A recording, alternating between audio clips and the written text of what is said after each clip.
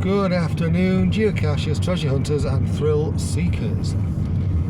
I'm heading off to have a look at one of my caches because it's had a couple of DNFs and somebody said they think it might have been lost. In fact, I've had 2 or 3 DNFs on my caches just recently, but one of them, the Old Moulton Road, that one has actually been found today, so I know that one's okay, but I might just do a quick swing by and just check on it. But the one, Foss View, I'm heading down there now, just to have a look and just to make sure it's gone, if it's, to check to see if it's gone. If it has, I do have a couple of replacement caches with me. Hopefully I'll be able to hide one of those in place of the one that's gone.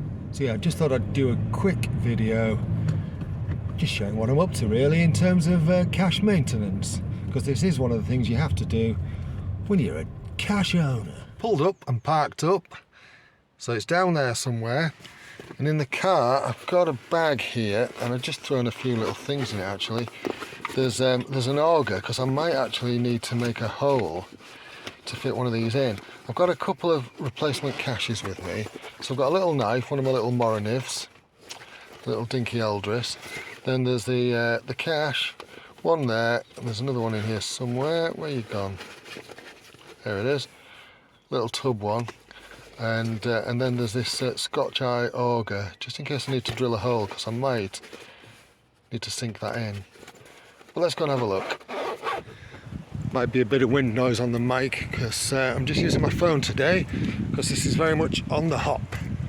I've checked the area out, and yeah, it was a rock that was in this area here, and I've had a good look round, and I'm guessing it's either been stolen or somebody's picked it up and lobbed it in. There's a possibility. Now, I've just been playing about with this tube in here, and I do quite like it stashed away in there. Can you see that? Look, because it hides quite nicely in there.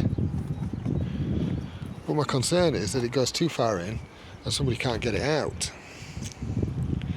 I'll have a think about this. Yeah, I wasn't totally happy with that in there. So what I've actually done is, there's a nice little slot just in there, sitting there, quite nicely hidden away.